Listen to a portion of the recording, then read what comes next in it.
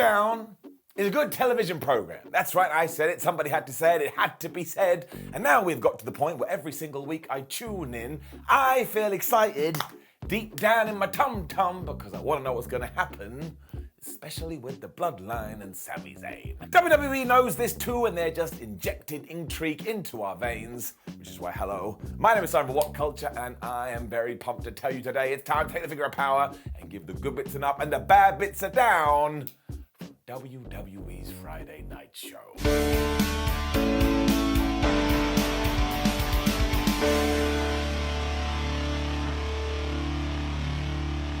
The Bloodline, sans Paul Heyman and Roman Reigns, came to the ring to start this week's episode of SmackDown. They got such a massive reaction. Heals my ass. We also got this cool video from Survivor Series reminding us about War Games as Sami Zayn told us that the entire group had leveled up. And I was like, well, yeah, if you were involved in a match that was that crazy, you're probably gonna get a lot of XP. Zayn also wanted to talk about how good the Usos were when they cut him off and said, nah, dog, this evening is all about you. You're the best, you're the man, and we all love you, as they got the fans to chant Sami Uso.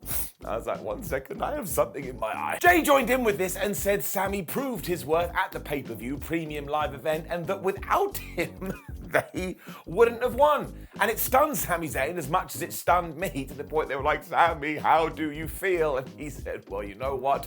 I'm feeling pretty Usy.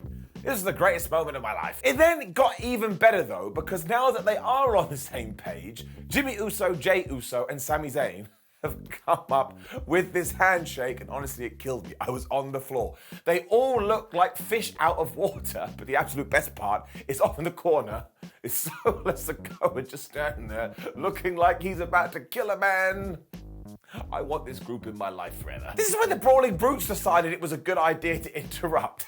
This is a terrible idea, because even I was like, man, nobody wants you here right now, like when that annoying drunk uncle of yours turns up at Christmas. But I think WWE knew this too, because Sheamus was like, oh, it's fight night, so we better fight. So they did have a fight, but before we get to that, I am absolutely giving this an up. We have now got to the stage where you just need to put the Bloodline on TV, and I'll sit there, and I'll feel pretty damn good. Up. And then there it was, Zayn versus Sheamus, or Ginger versus Ginger. That's not my words, that's what Sheamus said. What absolutely rocked though is that 1, they got ages, and 2, the crowd was really into this. Sheamus is still riding that wave from Clash at the Castle, but we all know that Sami Zayn is the jewel in all of our eyes at the moment. So you kind of had a good guy versus good guy match here, but you didn't really, because after a while, people looked at Sheamus, they went boo, and I don't think they were saying boo Amos. Sheamus also killed Zayn with a clothesline that was so hard, even I fell down. I was like, oh man, I felt it.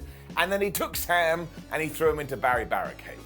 As always, I stare off into the distance because poor Bazza, he's just trying to do a job. Thankfully, the Usos were on hand to cast distraction when Sami decided he would do all the DDTs. There was a normal one and there was a spinning one as well. And then, yes, I want to reiterate that once again, what was the audience doing? They were going, Sami Zayn, Sami Zayn. So when the Bloodline does turn on him, or he turns on the Bloodline, it's going to be a moment for the ages. He then made a huge mistake because he went for Sheamus's 10 beats and the Irishman was like, no, so he gave him this crazy Till World backbreaker. And I think that gave Zayn some false confidence because when he was back on his feet, he went for some kind of crossbody and Sheamus caught him. And once again, he was trying to break his back, because once again he gave him a backbreaker. He followed up with a clover leaf, but Sami was able to get out of that by grabbing the ropes when he did a dive, because it is 2022 wrestling. And when Sheamus went for the white noise, Sami Zayn somehow turned this into a sunset flip bomb. Bravo to these fellas. He then went for the haluva kick and missed, which when Sheamus hit the white noise properly, and once again all the fans were going, oh. This is when the Usos went crazy with their distractions, which did allow Zayn to hit the blue thunder bomb. But you know the deal with that. 1, 2, kick out. I don't think it's ever beaten anyone. This is when Butch and Ridge Holland finally decided, why we just stood here like a couple of goobers? Why don't we go and stop the Usos? So they got into a big brawl, but all that did was distract the referee. When Jimmy Uso snuck in the ring like the Pink Panther, he basically stopped Sheamus from hitting a bro kick. When Jey Uso was there, he smashed the Irishman with a super kick, which is when Sam hit the most devastating move in all of sports entertainment, the surprise roll-up, and he beat him Uno, dos, tres. It had to be done though, right? Because the fans had told us how much they loved Sami Zayn, and this is the first time that we've seen him and the Usos on the same page in this way, and look how successful it was. They just beat the former Intercontinental Champion. I don't think that's true at all. I can't remember if Sheamus ever won that belt or not, but I've said it now. But look, everybody loved this. You loved this, I loved this. If I sat down and showed it to my nan, she would love it, which would be very disconcerting because my nan is dead. It's so good though. So it gets an up, it gets an easy up. Let's move on to whatever's round the corner. Santos Escobar then told us that he is going to win the World Cup later because it is the final, when we were with Megan Morant and Kofi Kingston. He told us that he is entering the Royal Rumble, so we are officially in Royal Rumble season, when Ludwig Kaiser and Giovanni Vinci found him, and I tell you, they really are Bowser's children. Kofi didn't back down, and given that Xavier Woods wasn't here on this evening, he said, well, why don't one of us have a fight with the other one? Sadly for him, Gunther walked in and went, I'll do it.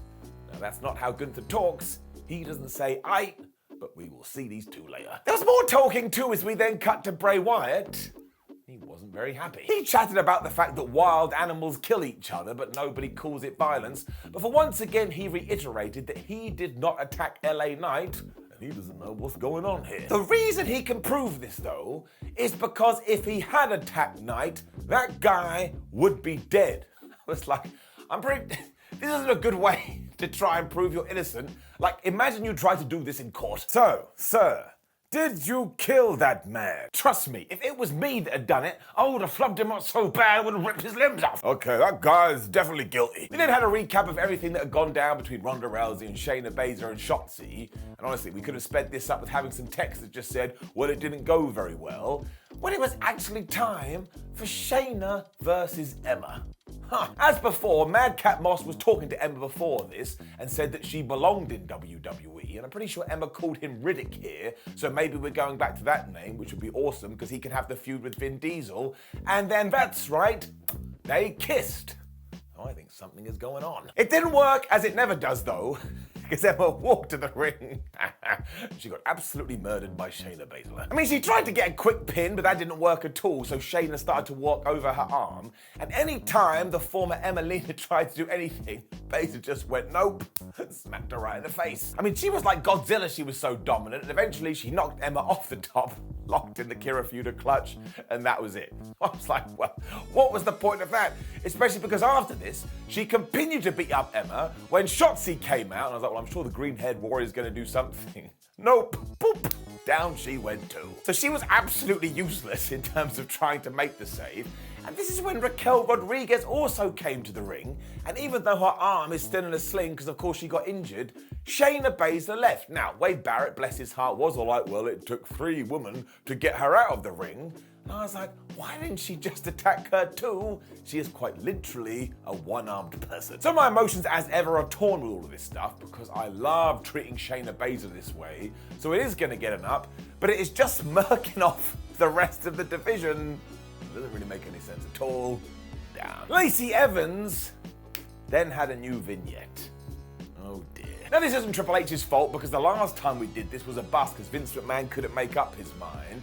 But it does look like we're going back to the whole Marine stuff because we saw Lacey Evans here being a Marine. We better hope we stick to this one because otherwise we are going to fall into boy who cried wolf syndrome. But once again, this isn't Lacey's fault either, so let's be kind and just wait and see what happens. She does have a massive upside, we just need to present it. We then had a quick video for Ricochet too, and why the hell not, because he is also in the World Cup final later, when it was time for Gunther versus Kofi Kingston. Now I was scared, I was worried, I was petrified, because I was like, please don't do a Brock Lesnar situation, but they didn't.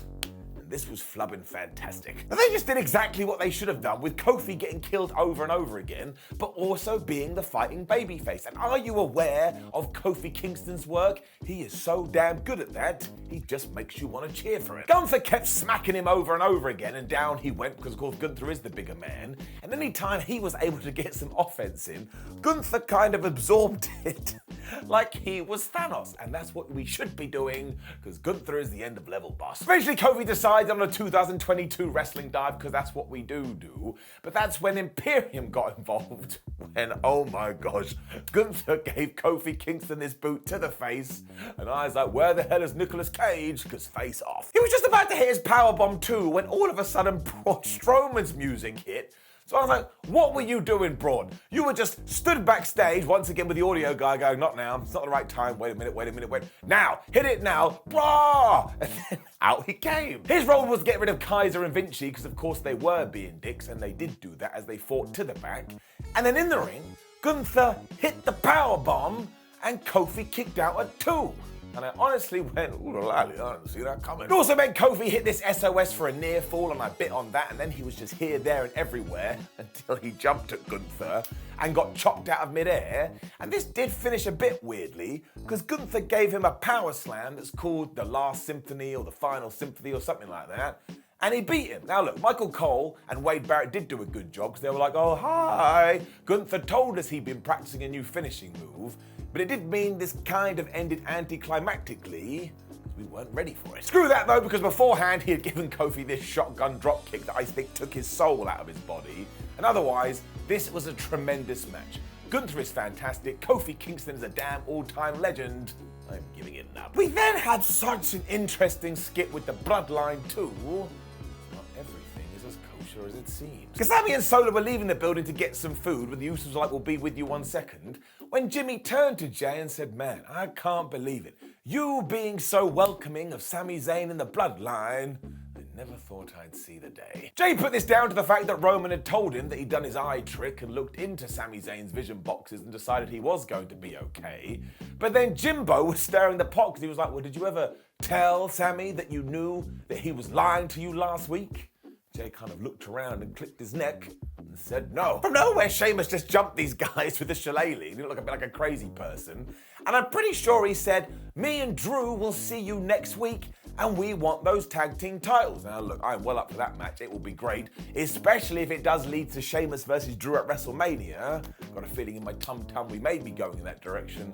But once again, all of this just fit in a box so damn good. Giving it an up. And then we got another return. I tell you, by the time we get to 2024, everyone is going to have returned to WWE, including my nan. As I've already told you, if that does happen, we should all be very perturbed. But Damage CTRL did come to the ring to laugh at everyone and say, man, we were so great at War Games, and we'll tell you who wasn't very good, that Becky Lynch. She absolutely sucked. They then started to run down the entirety of the women's division. When Liv Morgan's music hit, she was like, well, I don't take too kindly to that. I'm going to come in there and beat you up. Now this was the worst plan ever, because it was 3-on-1. And I was shouting at my television, wrestling maths. This is like 2 + 2 = potato. It doesn't make any sense. And of course she got wrecked. But all of a sudden, this music started to play that I didn't recognize, I can't lie. But yeah, here came the returning Tegan Nox. And this actually made me very happy, because I predicted this in a video a few weeks ago, and I have so few wins in my life, I have to take what I can. And here is the deal. Some people on the internet are going, well, the crowd didn't react to this, so nobody knew who Tegan Nox was. That's not true. She did get a little bit of a response. But also, the last time she was on the main roster, she was put in a tag team for 8 seconds, and then she was fired. So what the hell did you expect? I like it though, because Tegan has all the tools to succeed, and when she does get over with the fans, she's gonna be like Kofi Kingston. You can't help but get behind her. So I am going to give this an up, and just look at the main roster women's division right now. It's pretty damn fire. Karrion Kross was then back too. Where the flub has he been? He talked about clocks as Scarlett started mucking around with these tarot cards, so I never want to hang out with these guys. When they revealed who their next opponent is, because on one of the cards, dun dun dun, was Rey Mysterio. So we are now setting up programs using Hoodoo Voodoo, and also after this we did get our Uncle Howdy video when he was his crazy stealth, and I don't know if these two things tie in, but I did do a little twirl and go, wow, that must have been the spooky wookie minute. As ever though, we do need more context. I still don't get why we didn't get the blow-off match between Drew McIntyre and Karrion Kross. maybe we're going to do that at WrestleMania. Although Rey Mysterio is absolutely great, so somehow this match will just work. The main event was next, and bless Triple H right down to his cotton socks, because it was the World Cup Finals, Ricochet taking on Santos Escobar, and not only did they get a bunch of time, but oh my gosh, they went out there and they didn't really have a WWE style match. They just had their kind of match, and it was flubbing great. As soon as the bell went, they just rocketed at each other too, even though Legado del Fantasma was trying to interfere. And while Ricochet tried to get rid of them by giving them a boot, eventually Joaquin Wilde was just doing bad things. The referee was like, well, I'm watching you. I have eyes. I'm not Rey Mysterio. You have to leave. This is when Zelina Vega jumped up in the ring apron like, you can't do this to me. She went, oh yeah? And he threw her out too. So now it was one-on-one. I also love this if this actually happened in the football/soccer World Cup. Like imagine America were playing, also Mexico just rocked onto the pitch and started to beat them up. In fact, that is what the sport needs. Ricochet then flew around the ring like it was nothing, but when they were fighting on the outside, Santos grabbed him and threw him into Alan the announce table.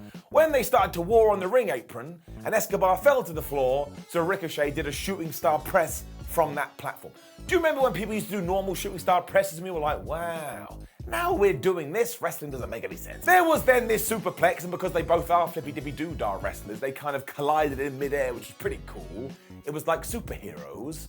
And then the following actually happened. Because Ricochet ran at Escobar on the outside and he used Simba the Steel Steps to leap off. But because Santos got out of the way, Ricochet fell onto Barry Barricade. So Santos Escobar was like, well, I'll come up here on Baz too. They did when Escobar hit a Hurricane Rana from there to the floor.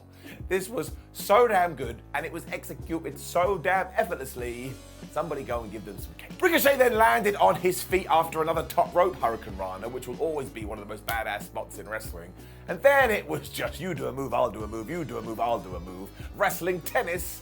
There's no point me trying to recount it because I can't do it justice. They were then trading pins, and at one point I think Ricochet turned the Phantom Driver into the most devastating move in all of sports entertainment.